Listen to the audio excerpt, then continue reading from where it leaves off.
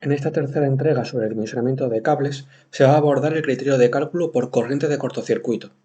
Cabe destacar que este criterio no suele ser determinante en la mayoría de las instalaciones que operan en baja tensión, pero siempre es recomendable tenerlo en cuenta.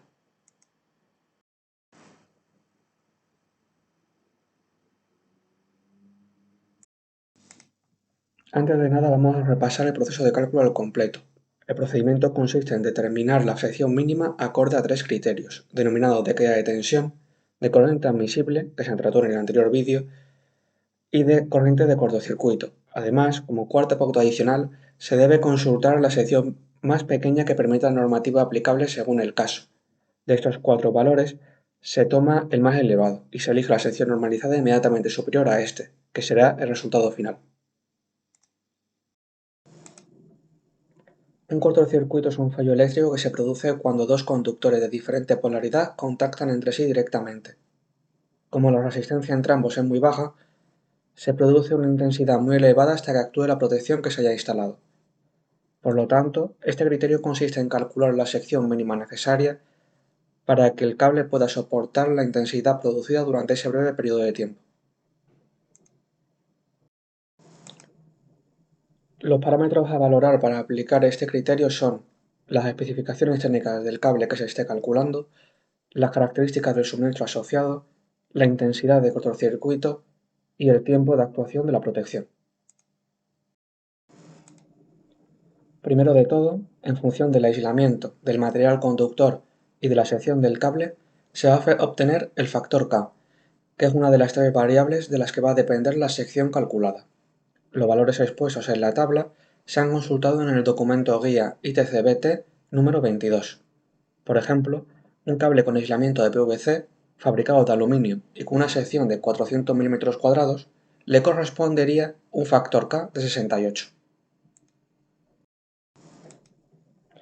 Es importante entender que la intensidad de cortocircuito apenas va a depender del circuito que se esté calculando. Lo importante es la instalación eléctrica existente. Por un lado, el voltaje entre los cables activos y la tierra será normalmente 230 voltios, aunque existen sistemas que operan a otros voltajes.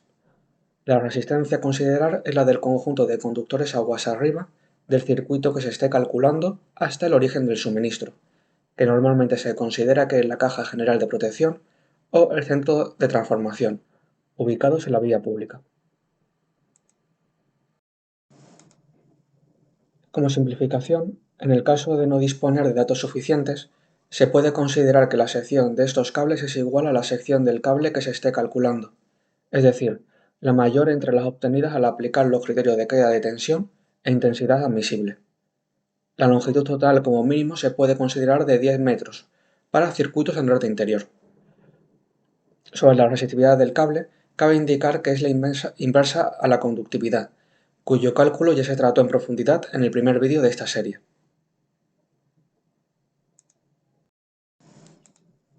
Una vez calculada la resistencia y la tensión, se procede a aplicar la ley de Ohm con el fin de obtener la corriente de cortocircuito. Su valor tiene importancia a la hora de elegir la protección frente a sobreintensidades, ya que su poder de corte deberá ser superior a la intensidad obtenida. En el caso particular de series de paneles solares, la intensidad de cortocircuito es la indicada en la ficha técnica del módulo fotovoltaico en condiciones STC. No se debe aplicar el método expuesto. El último parámetro a determinar es el tiempo de actuación de la protección, que va a depender de la intensidad de cortocircuito, de la intensidad nominal de la protección y de su curva de disparo. Por lo tanto, primero es necesario definir la protección frente a sobreintensidades, la cual debe cumplir tres requisitos básicos. Primero, su intensidad nominal debe ser mayor o igual a la de trabajo, pero menor o igual a la intensidad admisible del cable. El segundo requisito es similar, pero tiene en cuenta el tipo de protección aplicando un factor corrector, como se indica en la diapositiva. El tercer requisito es que el poder de corte sea superior a la intensidad de cortocircuito estimada. En baja tensión, los valores de intensidad nominal de las protecciones alcanzan los 6.300 amperios y los poderes de corte hasta 150.000 amperios. Una vez elegida la protección, es necesario consultar su curva de disparo, la cual establece el tiempo de actuación en función de la intensidad de cortocircuito y de la intensidad nominal. Esta curva se puede consultar en la ficha técnica del dispositivo, aunque no siempre es necesario. En el caso de interruptores MCB, que alcanzan hasta los 125 amperios, sus curvas de disparo están normalizadas y estas se eligen principalmente en función del campo de aplicación.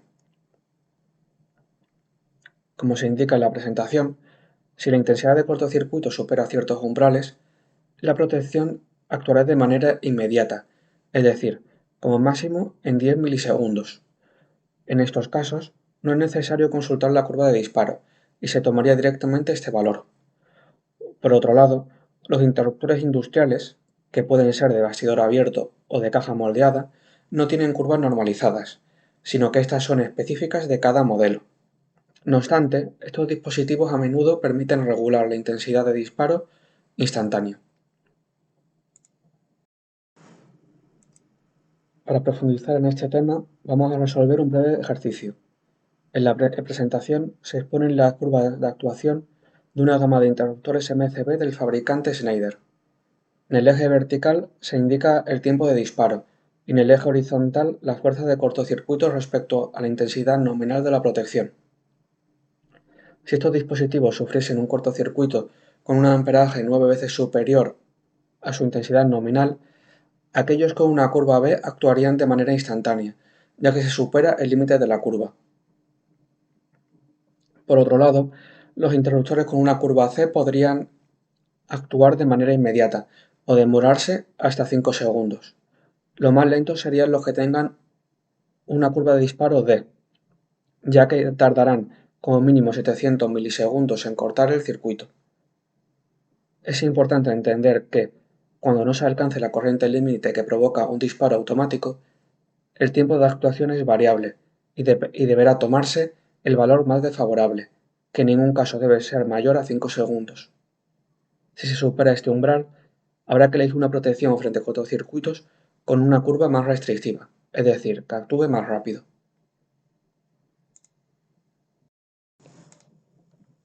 En el caso de los interruptores industriales, estos actúan por norma general de manera inmediata cuando la intensidad de cortocircuito es 10 veces superior a la intensidad nominal del dispositivo.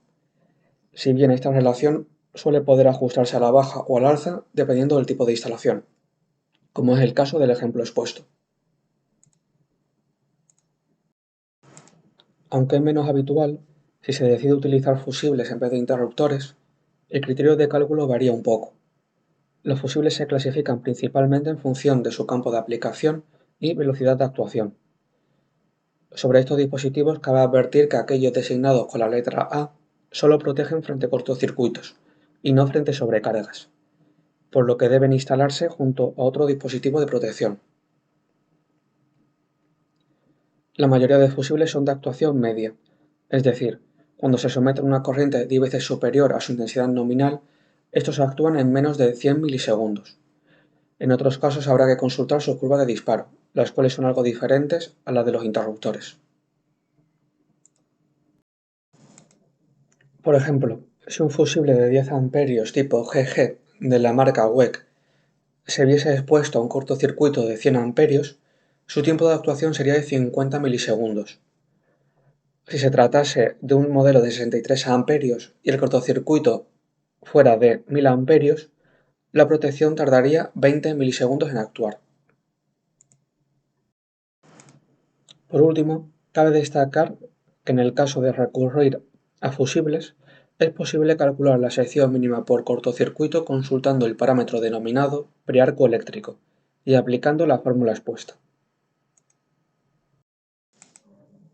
Para terminar, vamos a continuar con el caso práctico que trabajamos en los anteriores vídeos, que trata sobre el cálculo del circuito necesario para alimentar un cargador de vehículo eléctrico. Como consideraciones de partida, se va a suponer que la longitud del tramo desde el cuadro del usuario hasta la caja general de protección es de 20 metros y que su sección es de 10 milímetros cuadrados en cobre. El interruptor a instalar para proteger la alimentación del cargador será de 32 amperios y tendrá una curva de disparo C. Como primer paso, Se procede a calcular la intensidad de cortocircuito en función de la tensión del sistema y de la resistencia aplicando la ley de Ohm, obteniendo una intensidad de 6.764 amperios. Dado que la intensidad del cortocircuito supera en más de 10 veces a la nominal de la protección, el tiempo de actuación será como máximo de 10 milisegundos. En base al tipo de cable elegido se determina que el factor K toma un valor de 143. Finalmente, aplicando la fórmula expuesta, se calcula la sección mínima necesaria, obteniendo una sección normalizada de 6 milímetros cuadrados. Los resultados obtenidos a lo largo de este caso práctico han sido de 4 milímetros cuadrados por caída de tensión, de 10 milímetros cuadrados por criterio térmico, de 6 milímetros cuadrados por cortocircuito y de 2,5 milímetros cuadrados por normativa. Por lo tanto, el resultado final es de 10 milímetros cuadrados al ser la mayor sección de entre las 4 calculadas. Para acabar, os dejo varias publicaciones relacionadas con ese tema. La primera es la entrada de mi página web, en la que se basa esta serie de vídeos. Si tenéis alguna duda sobre los contenidos expuestos, podéis escribirme en la sección de comentarios o vía email. Por si os es de utilidad, en la descripción dejaré un enlace de descarga a esta presentación.